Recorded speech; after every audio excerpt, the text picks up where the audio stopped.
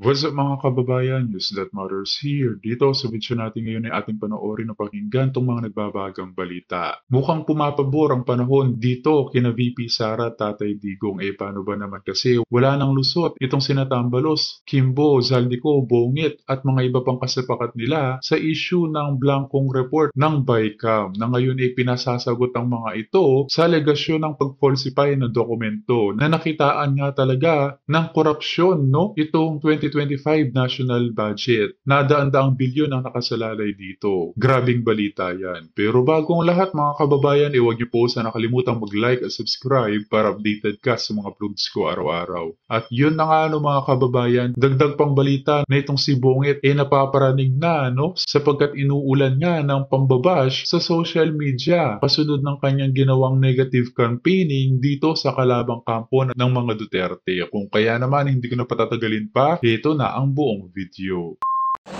Magandang araw mga kaibigan. Ito, bigyan ko kayo ng update tungkol sa petition ay sinampa ni na Congressman Ungab at Attorney Vic Rodriguez sa Supreme Court. They're asking the Supreme Court na i-nullify or i-declare na unconstitutional ang 2025 national budget. Ito po, may magandang update. Itong post ni Peter Tio Lavina, 40 minutes ago. Okay, bagong order po ng Supreme Court. Ang unang order noon is mag-submit ang House of Representatives, Senado at ang Office of the President ng comment nila sa petition within 10 days. Siguro, nakasubmit na. Dahil tapos na yung 10 days. Ito, bagong order. So, basahin ko ang post.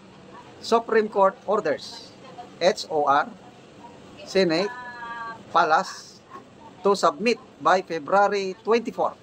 Ay, ano bang petsa ngayon? February 20, 24. GAA General Appropriations Act 2025 and the enrolled bill which Congressman Ungab and Attorney Vic Rodriguez found to have blank amounts, missing signatures. So, kung 20 ngayon, 24 ang they have 3 or 4 days left. Dapat i-submit nila, order ito ng Supreme Court kasi ano ba 'yon? April 1 yung naitakda na oral argument. So, gumugulong na po ang proseso. Kaya magpasalamat tayo sa Supreme Court sa dami ng trabaho nila, sa dami ng mga petisyon na sinasampa sa kanila. Binibigyan nila ng atensyon itong petisyon ni na Attorney Vic at Congressman Ungab. Sa kalimang dako naman, yun namang impeachment ni VP Sara, nako, ilan na ba? 3 petisyon naman ang nakabinbin. Unang petisyon, yung siyang abogado, pinapaapura ang impeachment trial na ang Supreme Court utusan ang Senado na simulan kaagad. Yun. 2 petisyon, pinapa-stop naman. May humiling ng temporary restraining order ang mga abogado. So yung unang grupo ng abogado, si Atty. Torion, plus sumunod yung mga abogado mismo ni VP Sara, ang humiling ng temporary restraining order sa Korte Suprema na hindi matuloy ang impeachment. Ganun po. So napaka-exciting na po ang nangyayari dito sa ating political situation na to me, it's part of our democratic system. Mas mabuti itong ganito. Mga legal remedies gagawin. Sabi nila, natakot na daw si VP Sara, bakit siya nag-file ng ganong petisyon. So, ang mga kongresista, lalo na yung Makabayan Black, umaangal, bakit pa daw magpunta sa Korte Suprema si VP Sara. Anong masama doon? Legal remedies nga, hindi pa ba yan lang? Okay, so balik tayo dito sa issue sa GAA. Vlog minsan si Attorney Vic Rodriguez tungkol sa enrolled bill. Kasi hinahanap nasaan ang enrolled bill. Okay, so i-review lang natin ha. Una, BICAM report. Yun po ang basihan sa lahat. So nakita sa BICAM, maraming blanco. So yung BICAM, ang basihan ng enrolled bill, yung General Appropriations Bill. Hinahanap itong General Appropriations Bill. Sabi ni Congresswoman Kimbo, hanapin nyo sa archive ng Kamara. So, doon, nahanap. Nako, walang pirma.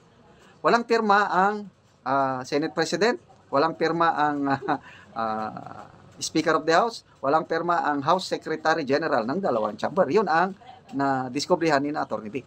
Plus, of course, yung missing amounts. Kaya dapat lang talagang kasuhan mga kababayan, itong mga tao na nauugnay dito sa BICAM GAA na ito. Mantakin nyo yun, daang bilyon ang nakasalalay dito, ngunit hindi sila mananagot. Habang itong si VP Sara ay binigyang issue pa sa 120 milyon lamang na pondo, ngunit napatunayan na may audit at transparent report ang kanyang Office of the Vice President. Dapat managot yang sinatamba, Kimbo, Zaldico at mga iba pang kasapakat nila dito sa gawain na ito. Bakit?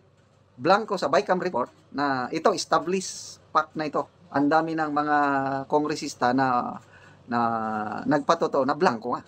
Kung ano-anong paliwanag ng mga kongresista, kailang wala, hindi, it's not a typographical error, it's not a grammatical error, yung blanco na yun, billions of amount ang na-involve. So, paano ngayon? Sino ang nag-fill in the blanks? Diyan sila, pag i-submit na yung enrolled bill na wala pang pirma, diyan na sila mamumroblema. Sa tingin ko lang, I am not a lawyer. Kailan? Sina Atty. Vic Rodriguez plus kasama niyang abogado, hindi sila magpetisyon sa Supreme Court kung wala silang basihan. So, napaka-exciting na. So, February 24, isasubmit. I don't know kung pwedeng extend. But anyway, April 1 pa ang oral arguments. Ito na ang medyo delikado. Sa isang vlog, kahapon ba yun o 2 days ago, vlog ni Atty. Vic, ubos na ang guys, ano yung sabi niya, 65% na ang na-release, parang ganun. So, ibig sabihin, ako, pagdating ng desisyon ng Korte Suprema, wala na, baka naubos na yung budget. Yan po ang medyo alanganing sitwasyon. Kailan? Anyway, para sa akin, kaabang-abang ang desisyon ng Korte Suprema kasi, granting, desisyon ng Korte Suprema na null and void, unconstitutional, nako, dyan mo na mapapatunayan kung anong gagawin ng ating Pangulo, yung leadership in crisis situation. Kasi nung tinanong siya, anong gagawin? Stop government operations. Anong klaseng sagot nun? Napakasimple lang yung back to reenacted budget.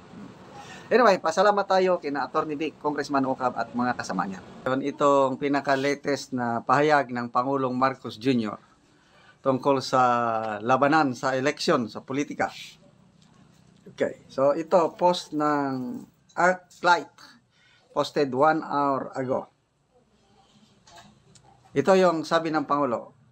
Sa English muna, I'm just counting our candidates because I'm making sure that they're complete and no one has yet exploded by a granada. Okay. So sa Tagalog, binibilang ko lang yung ating mga kandidato dahil tinitiyak ko na kompleto at wala pang nasabugan ng granada.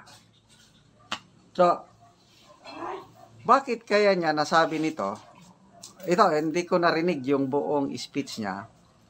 May opinion. Baka related ito sa joke ni PRRD. Yung sabi ni Tatay Digong na papatay siya ng 15 senador. So, I don't know kung itong payag ng Pangulo, joke lang din niya, or talagang totohanan na natatakot sila, binabantayan kung anong mangyari. So, siguro, sa tingin ko baka nagpapatawa lang.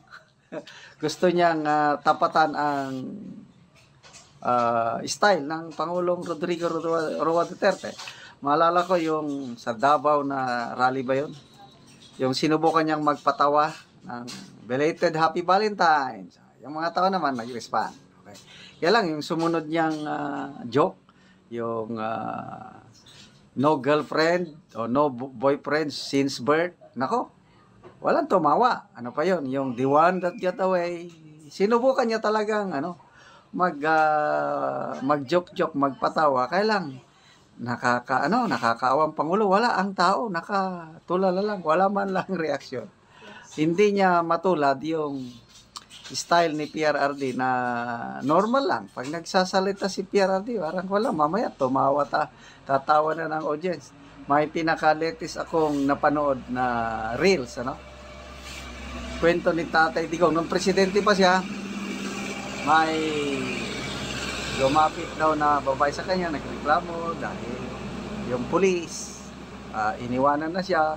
So, to make the long story short, tinawagan ni PRRD yung regional director, Region 12. So, asikasuhin mo nga ito dahil ito, iniwanan ng pulis mo.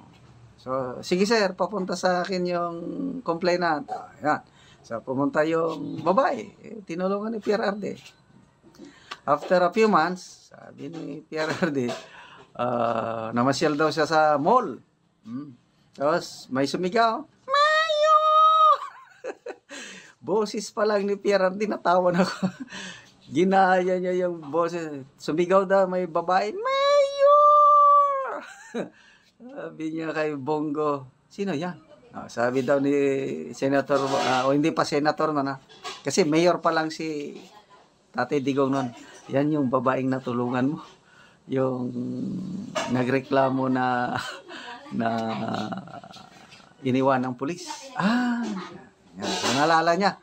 Tinulungan niya na nagpunta sa regional director sa pulis. Sabi niya, kumusta? Yung reklamo mo, naayos na ba? Naayos na, Mayor. Kasal na kami. Kinasal kayo sa pulis na iniwan sa'yo? Hindi, Mayor. Regional director. Kasal na kami. Grabing tawa ng audience kahit ako. Pirin mo, nakaasawa ng regional director yung babae na tinulungan niya na iniwanan lang ng ordinaryong police. Mga ganun ba na napaka natural lang si PRRD kung mag-joke. Okay. So ito, I believe, itong pahayag ng Pangulo na ito na binibilang ko lang. Yan yung di kaya ni BBM na kahit anong estilo ang gawin niya, pag-aangas, magbukang clown pero hindi masaya ang taong bayan sa kanya dahil kitang-kita ang pagkawik nito bilang presidente at hindi siya minamahal ng taong bayan dahil sa mga pinanggagawa niya. Yung ating mga kandidato dahil tinitiyak ko na kompleto at wala pang nasabugan ng granada. Baka joke lang din niya ito. Rest back doon sa joke ni PRRD. Anyway, magbasa lang tayo ng... At yun na nga mga kababayan, narinig natin itong mga nagbabagang balita sa oras na ito. As always mga kababayan, kita na lang ulit tayo sa ating next vlog. Huwag niyo po sana kalimutang mag-like at subscribe para updated ka sa mga uploads ko araw-araw. Maraming po salamat mga kababayan. Ingat and God bless.